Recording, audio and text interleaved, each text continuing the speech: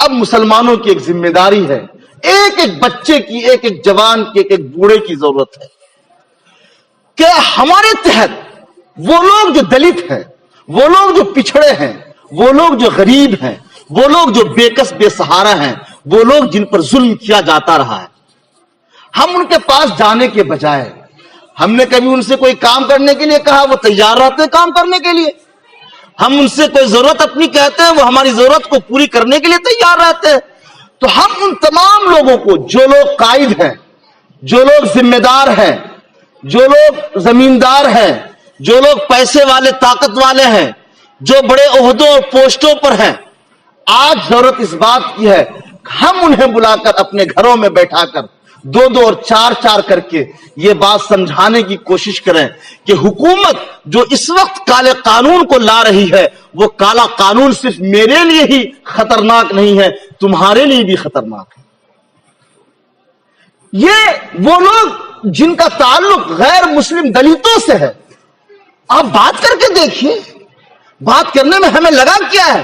ہم 10-100 کو نہیں بلائیں گے، ہم 4 کو بلائیں گے، 5 کو بلائیں گے، اپنے گھر بٹھائیں گے، ان کی خاطر تواضع کریں گے۔ انہیں ہم پانی پہلے بھی پلاتے تھے، آج بھی پلائیں گے۔ ان کو ہم چائے پہلے بھی پلاتے تھے، ہم آج بھی چائے پلائیں گے۔ اور ان سے یہ بات کریں گے کہ جو ظلم اس وقت اس ملک میں ہو رہا ہے، اس ظلم کے خلاف ہمیں اٹھ کھڑا ہونا ہے۔ وہ ظلم ہمارے ساتھ بھی ہے اور تمہارے ساتھ بھی ہے۔ اگرچہ کہ حکومت یہ بات کہتی ہے، اگرچہ کہ کہتی ہے کہ مسلمانوں کے علاوہ ہم تمام لوگوں کو شہریت دیں گے، اور اس شہریت کو بتانے کے لیے تمہیں بھی کاغذ دکھانے ہیں اور ہمیں بھی کاغذ دکھانے ہیں۔ کیا تمہارے پاس کاغذ ہے؟ کیا تمہارے پاس کھتیان ہے؟ 87 کا جو سیلاب آیا تھا، اس سیلاب میں تمہارا سب کچھ بہہ گیا، کیا کاغذ بھی بہہ گیا تھا؟ وہ کہے گا کہ مالک ہمارا کاغذ بھی بہہ گیا ہے، ہمارے پاس کھتیان بھی نہیں ہے، ہمارے پاس ہمارے باپ کا بھی نام غلط ہے، دادا کا بھی نام غلط ہے۔ جب وہ یہ بات کہیں گے تو آپ ان سے کہیے جب تم کاغذ دکھاؤ گے اور تمہارا کاغذ اور تم کاغذ نہیں دکھا پاؤ گے تو تمہاری شہریت تم سے چھین لی جائے گی۔ اب تم سے کہا جائے گا کہ تم یہ لکھ کر دو کہ تم بنگلہ دیش، تمہارے آبا و اجداد، تمہارے پروج بنگلہ دیش سے آئے تھے، تمہارے آبا و اجداد، تمہارے پروج افغانستان سے آئے تھے، تمہارے پروج، تمہارے آبا و اجداد پڑوسی ملک سے آئے تھے۔ اب وہ اس فارم کو بھر کر دے گا، اور اس فارم کو بھرنے کے بعد وہ ثابت کرے گا کہ میں ہندوستانی نہیں ہوں، میں باہر سے آیا ہوں، مجھے آپ شہریت دے دیجیے۔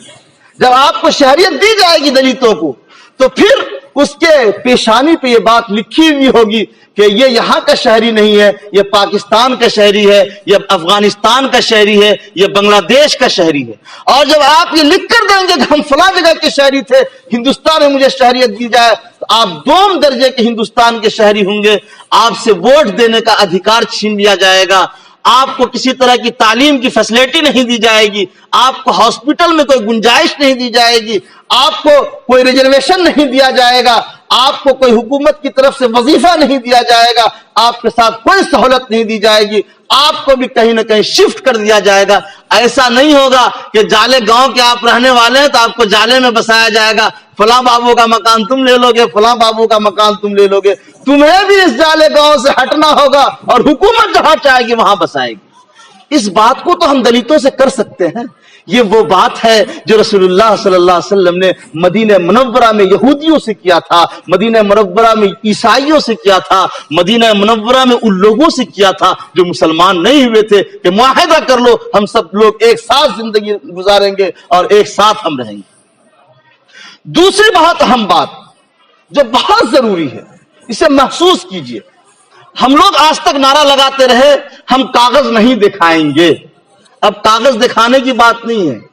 اپریل کے مہینے سے جو NPR شروع ہونا ہے اور بہت سارے بلاکوں سے نوٹیفیکیشن بھی جاری ہو گیا ہے ٹیچروں کے نام اور اساتذہ کے نام کے، اور ڈیوٹیاں بھی بٹنے لگی۔ اب جو NPR ہوگا وہ آپ سے کاغذ نہیں مانگے گا، ہو سکتا ہے وہ ٹیچر ہو، کوئی آفیسر ہو، وہ آپ کے گھر میں آئے گا اور گھر میں آنے کے بعد کہے گا کہ بھائی میں آپ سے کاغذ مانگنے کے لیے نہیں آیا ہوں، میں 2-3 باتیں آپ سے پوچھنے کے لیے آیا ہوں، آپ ان باتوں کو بتا دیجئے۔ 4 یا 5 پوائنٹ ہوں گے، اس میں ایک پوائنٹ یہ بھی ہوگا کہ آپ کے باپ کہاں پیدا ہوئے تھے اور آپ کی ماں کہاں پیدا ہوئی تھی، اس کا برتھ سرٹیفکیٹ ہے کہ نہیں ہے، اس کا جنم پتری ہے کہ نہیں ہے۔ آپ ان کو ضرور اپنے گھر میں آنے دیجئے، انہیں بھگائیے نہیں، ان کے ساتھ سلوک سے بات کیجئے، چائے ناشتہ پانی کرائیے، اور آپ ان سے کہیے کہ حضور مجھے نہیں بتانا، مجھے کچھ نہیں لکھوانا ہے، آپ یہاں سے تشریف لے جائیے۔ مارچ اپریل سے جو NPR ہونے والا ہے، ہم کاغذ نہیں دکھائیں گے، نہیں، ہم کچھ نہیں لکھوائیں گے، ہم کچھ نہیں لکھوائیں گے، اور اس میں منافقت ہرگز نہیں ہونی چاہیے۔ قاضی کس ممبر سے میں بولتا ہوں، منافقوں کو اللہ نہیں بخشے گا۔ ہم اگر کاغذ نہیں لکھوائیں گے، کوئی کاغذ نہیں لکھوائیں گے، بولے کوئی کاغذ نہیں لکھوائیں گے، بولے کوئی کاغذ نہیں لکھوائیں گے، کوئی کاغذ نہیں لکھوائیں گے، ہر شخص کوئی کاغذ نہیں لکھوائیں گے انشاءاللہ تعالی۔ اور اگر آپ نے کاغذ لکھوا دیا، آپ کے پروفائل کو تلاش کیا جائے گا، آپ کو دیکھا جائے گا آپ سپورٹر ہیں یا ویرودھی ہیں۔ آپ سپورٹر ہیں تب بھی آپ ڈاؤٹ فل میں ہیں، آپ اگر سپورٹر نہیں ہے تو آپ منافق ہیں، آپ بھی ڈاؤٹ فل میں ہیں۔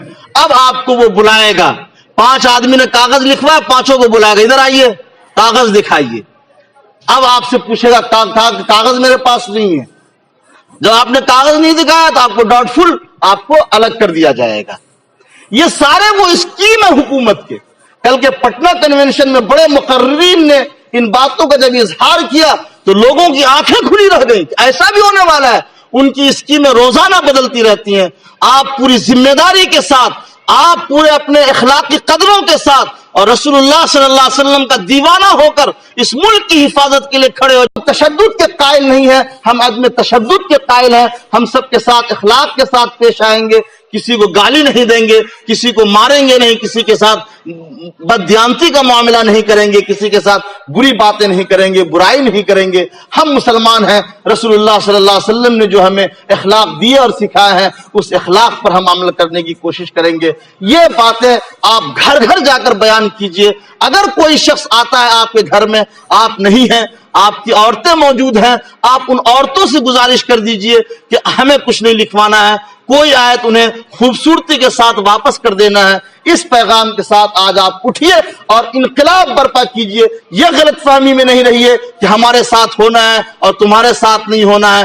100 میں سے اگر 5 آدمی کا نام آ گیا اور 95 آدمی کا نام دوسری طرف آ گیا تو 5 آدمی زندہ رہو گے یا مر جاؤ گے۔ اسی لیے ہمیں جینا ہے تو ایک ساتھ جینا ہے، اور اللہ کے راستے میں مرنا ہے تو ایک ساتھ مرنا ہے انشاءاللہ تبارک و تعالی۔ یہ انقلاب آپ اس دنیا میں دیکھ رہے ہیں، اور یہ ہم دوسری جنگ کی، آزادی کی جنگ لڑنے کی تیاری کر رہے ہیں۔ تاریخ میں کوئی آدمی ایسا نہیں ہو کہ کل تاریخ لکھنے والا ہم جیسا آدمی تاریخ لکھے اور آپ